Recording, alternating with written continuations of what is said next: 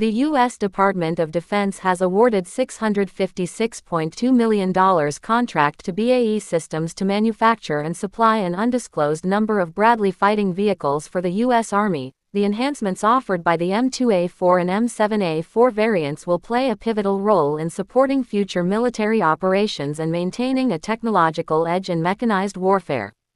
A Chinese unmanned aircraft identified as the Wing Long 2 crashed at the Jingzhou Olympic Sports Center. The drone was reportedly involved in a testing flight when it lost control and collided with a building.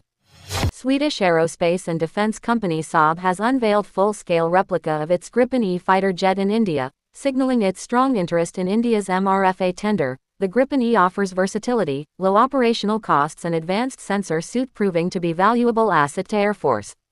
The Belarusian Ministry of Defense revealed that Russia has transferred a new batch of Tor M2K air defense systems, set to be deployed along the country's western borders. Tor M2K systems are highly effective at targeting airborne threats across multiple altitudes.